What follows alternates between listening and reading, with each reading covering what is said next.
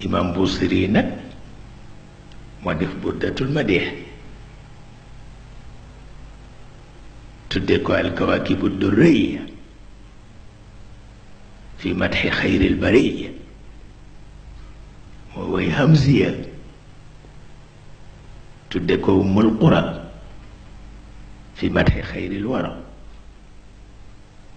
wante mag ñépp d'accord nañ ci ni mënatul way burd xasida bu mel ni burd mënatu ko ñépp ci d'accord jéem na ko ba tàyyi mu bañ xari xam àttanatu ko ñoom ñépp la dal créateur boo gis am na lu ñuy tudde l'œuvre de sa vie du ko mën a répéter mukk dana def lu ne waaye boobu du ko mën a répéter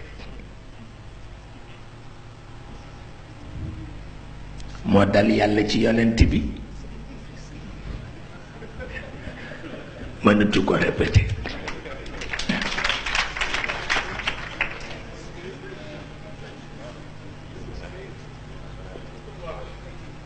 c'est l'œuvre de son existence waaw Sayyidatuna Aïcha moo ko wax mësul xam yonent bi li mu sëy ak moom yëpp ndaw la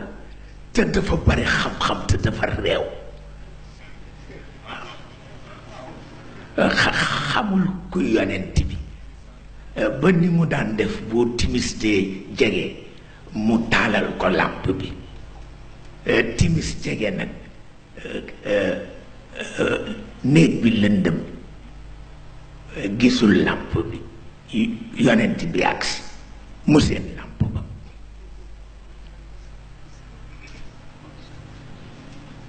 keroog la jëkk a seetlu ni ndeke góor gi lay sëyal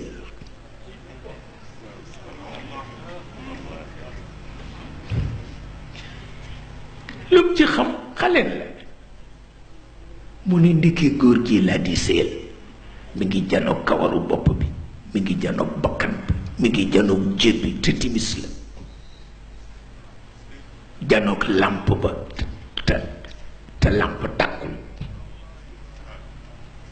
waaw mu xam ni du leeru màdd leeru jawhar la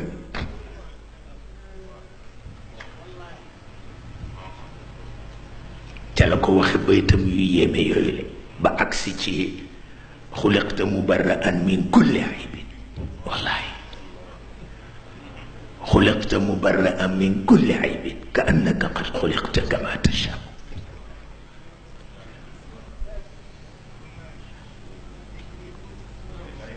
seetal loolu mu ni ko dafa mel ni yàlla bi mu lay bind nag daf la invité nga ñëw mu ni la noo bëgg a mel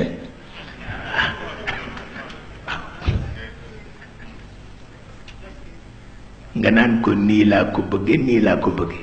mu topp la ci ka annaka qad xuliqta kama tasha moo tax Maodo ni tallahi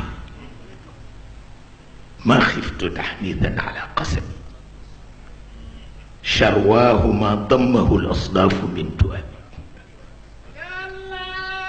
ما خفت تحنيثا على قسم تالله ما خفت تحنيثا على قسم شرواه ما ضمه الأصداف من تؤمي يا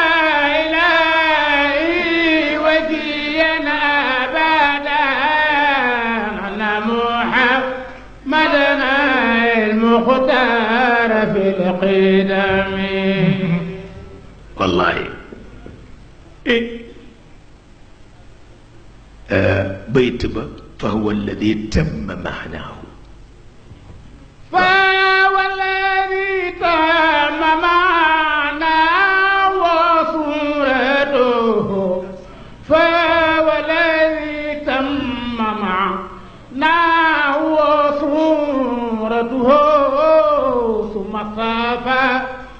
حبيبا بارئ النسم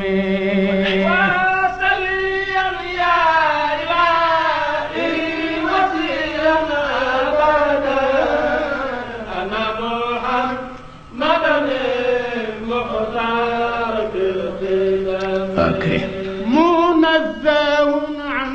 شريك في محاسنه فجوهر الحسن فيه غير منقسم سبيا يا إلهي وسيا أبدا أنا محمدا المختار بالقدم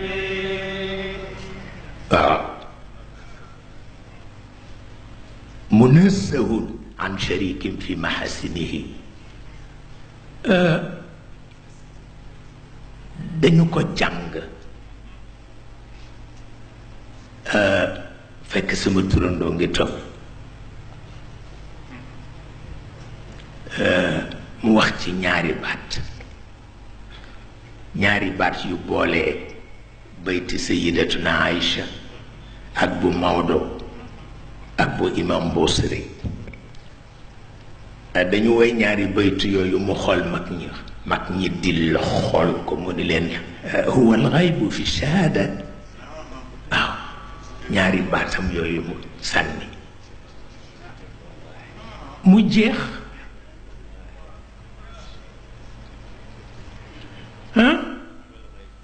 huwa al-ghaybu fi shahada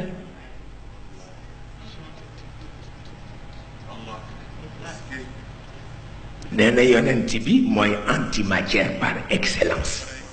dépêché auprès de la matière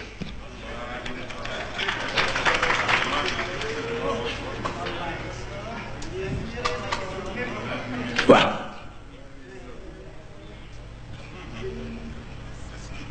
te loolu am